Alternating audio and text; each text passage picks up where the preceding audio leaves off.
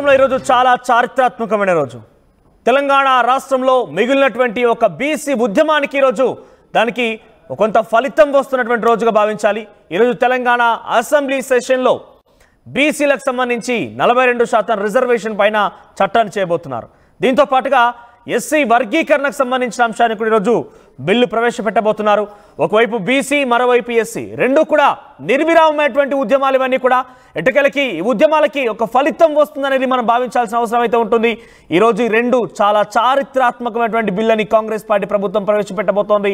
ఈ నేపథ్యంలో ఇది డెఫినెట్గా తెలంగాణ రాష్ట్రంలో ఒక బిగ్ డేగా భావించాల్సి ఉంటుంది. బీసీలకి విద్యా ఉద్యోగాల్లో 42% రిజర్వేషన్ పెంచుతూ బిల్లు ప్రవేశపెట్టబోతున్నారు. ఎస్సీ వర్గీకరణను కూడా చట్టబద్ధత కల్పిస్తూ బిల్లు ప్రవేశపెట్టబోతున్నారు. ఇప్పటికే ఈ బిల్లుకి ఆమోదం కేబినెట్ తెలిపింది.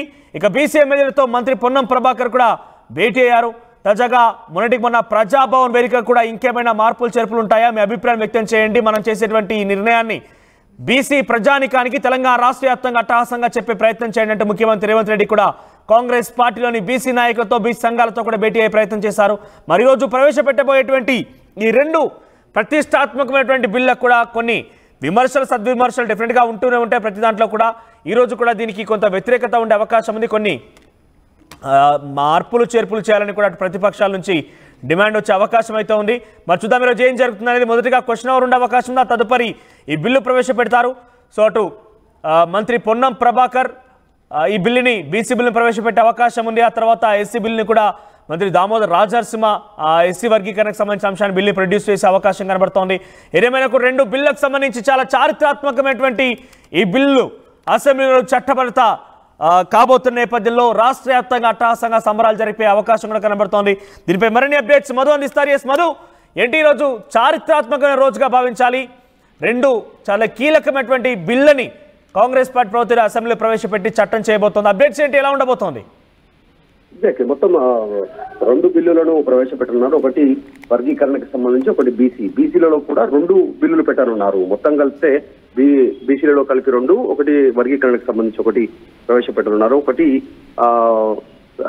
స్థానిక సంస్థల్లో సంబంధించినటువంటి రిజర్వేషన్ అంశం పైన ఒకటి కాగా, మరొకటి విద్య తర్వాత ఉపాధికి సంబంధించినటువంటి విషయాల్లో బీసీల బిల్లు మరొకటి ప్రవేశపెట్టనున్నారు. ఈ రోజు చాలా కీలకంగా భావిస్తా ఉన్నారు. కేంద్రం పైన ఒత్తిడి తెచ్చే ప్రయత్నం చేయబోతా ఉంది రాష్ట్ర ప్రభుత్వం. ఈ బిల్లుల ద్వారా కేబినెట్ ఇప్పటికే దీనిపైన గతంలో నిర్ణయం తీసుకుంది. ఈ రోజు అసెంబ్లీలో కూడా అన్ని పక్షాలను సంప్రదించి దీన్ని ఆమోదింపజేసుకొని కేంద్రం పైన ఒత్తిడి పెంచడానికి నిర్ణయం తీసుకుంటుంది. ఎందుకంటే సుప్రీంకోర్టులో ఆల్రెడీ 50% క్యాప్ ఉంది కాబట్టి దాన్ని ఎత్తివేయాలంటే కేంద్రం చేతిలోనే ఉంటుంది, కేంద్రం నిర్ణయం తీసుకోవాల్సి ఉంటుంది.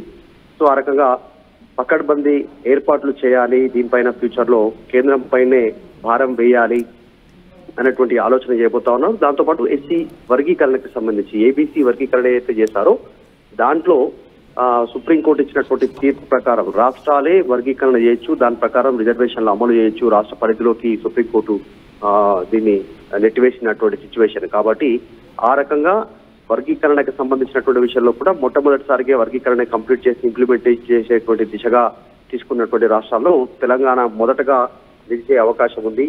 దీంతో పాటు కొన్ని కీలకమైనటువంటి యాదాద్రి తెలుగు వర్సిటీకి సంబంధించినటువంటి బిల్లులు కూడా ఈ రోజు ప్రవేశపెట్టనుంది అసెంబ్లీలో రాష్ట్ర ప్రభుత్వం. సో మొత్తానికి చాలా కీలకమైనటువంటి అప్డేట్ ఇది చూడాల్సినటువంటి అవసరం ఉంది. బీసీ సంఘాలు కొంతమంది ఇప్పటికీ అంటే కాంగ్రెస్ అనుబంధంగా ఉన్న సంఘాలు కాకుండా ఇండివిజువల్ గా ఉన్నటువంటి బీసీ సంఘాలు దీన్ని యాక్సెప్ట్ చేయడానికి ఇష్టపడట్లేదు.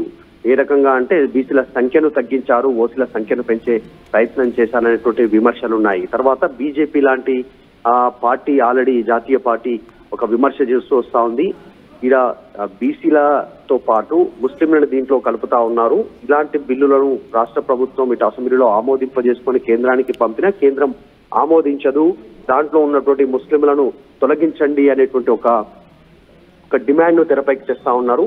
బీసీలలో ముస్లింస్ ని ఎలా కలుపుతారు అనేటువంటి ఒక వాదనను బీజేపీ తెరపైకి తీసుకునే అవకాశం ఉంది. కాస్త వాడి వేడిగానే సభ కూడా కొనసాగే అవకాశం ఉంది. ఇటు బీఆర్ఎస్ ఈ పూర్తి సంబంధించి ఈ బిల్లులకు మద్దతు తెలిపే అవకాశం ఉంటే బీజేపీ మాత్రం వ్యతిరేకించే అవకాశం ఉంది. అటు ఎంఐఎం బీజేపీ మధ్య కాస్త హాట్ గా చర్చ కూడా జరిగే అవకాశం ఉంది ఈ రోజు. రైట్ మధు, అంటే ఇంత చారిత్రాత్మకమైన రోజు, చారిత్రాత్మకమైనటువంటి బిల్లుని ప్రవేశపెడుతోంది, చట్టం చేయబోతున్నారు.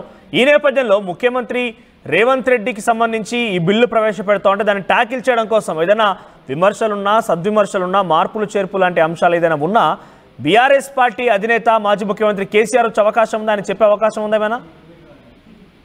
లేదనే చెప్పుకోవచ్చు. ఆల్రెడీ గవర్నర్ ప్రసంగానికి హాజరయ్యారు, మళ్ళీ హాజరయ్యే అవకాశం ఉండకపోవచ్చు. ఎప్పుడు గతంలో ఎప్పుడు లేదు అంటే ఆల్రెడీ అసెంబ్లీ స్టార్ట్ అయ్యి దాదాపు వారం గడుస్తున్నా, దాదాపు వారం రోజులు కావస్తున్నా ఇంతవరకు బీజేపీ సభ్యులు ఎలా వ్యవహరించాలి అనేటువంటి దానిపైన బీజేపీ నిర్ణయం తీసుకోలేదు. కానీ నిన్న కిషన్ రెడ్డి బీజేపీకి సంబంధించిన ఎమ్మెల్యేలతో భేటీ అయ్యారు.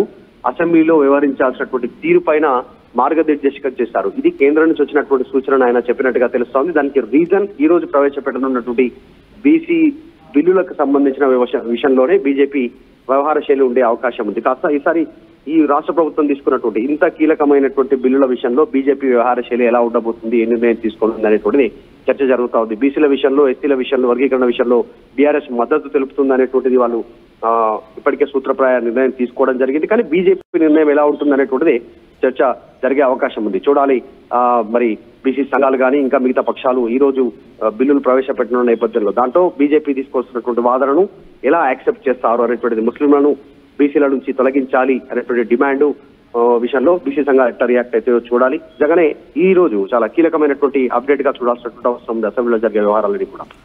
రైట్ మధు.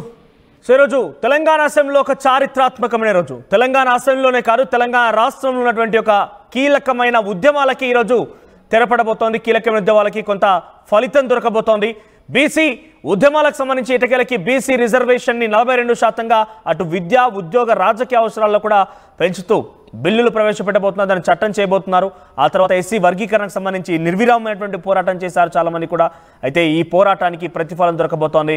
ఎస్సీ వర్గీకరణ కూడా ఈరోజు ప్రవేశపెట్టబోతున్నారు. రెండు కీలకమైనటువంటి బిల్లులు అసెంబ్లీ ముందుకు రాబోతున్నాయి. మరి బీఆర్ఎస్ అయితే దాదాపుగా దీనికి ఎట్టి పరిస్థితుల్లో కూడా అపోజ్ చేసే అవకాశం, ఎందుకంటే రెండు కూడా సామాజిక ఉద్యమాలే. మరి సామాజిక ఉద్యమానికి ఎవరు అపోజ్ చేసినా కూడా కొంత వారిపైన కూడా సామాజిక ఉద్యమాల ఎఫెక్ట్ పడే అవకాశం ఉంది. సామాన్య ప్రజల నుంచి కూడా కొంత కన్నెర చేసే అవకాశం ఉంటుంది రాజకీయ పార్టీలకు. కాబట్టి బీఆర్ఎస్ సాహసం చేయకపోతే దీన్ని వ్యతిరేకించే అవకాశం లేకపోవచ్చు.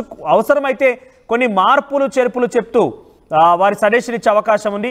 కానీ బీజేపీ అయితే ఈరోజు చాలా కాన్ఫిడెంట్గా ట్యాకిల్ చేయబోతోంది. బీజేపీ వర్సెస్ కాంగ్రెస్గా ఈరోజు అక్కడ సభలో ఉండే అవకాశం ఉంది. ఎందుకంటే ముస్లింలని బీసీలలో చేర్చడం అనేది కొంత ఇబ్బందికరంగా ఉందని చెప్పి బీజేపీ పట్టుపడుతోంది. మరి ఈ నేపథ్యంలో బీజేపీ ఎలా మాట్లాడుతుందో చూడాలి. సో మీకేమనిపిస్తోంది? చారిత్రాత్మకమైన బిల్లులు అసెంబ్లీ ముందుకు రాబోతున్న నేపథ్యంలో మీ అభిప్రాయం ఏంటి? కామెంట్ చేసే ప్రయత్నం చేయండి. మీరు ఎలా విషెస్ చెప్పాలనుకుంటున్నారా? ఇంకా మీ సజెషన్ని, మీ సలహాని ఏమైనా ప్రభుత్వం నుంచి తీసుకువెళ్ళాలనుకుంటున్నారా? ఒకసారి మీ అభిప్రాయాన్ని కామెంట్ చేయండి. యూపీఎస్సీ ఫలితాల్లో 84కు పైగా ర్యాంకులతో ప్రపంచం సృష్టించి నేడు ప్రకటించిన తెలంగాణ గ్రూప్ 1 ఫలితాల్లో 100 మందికి పైగా 430 కంటే ఎక్కువ మార్కులు సాధించిన ఏకైక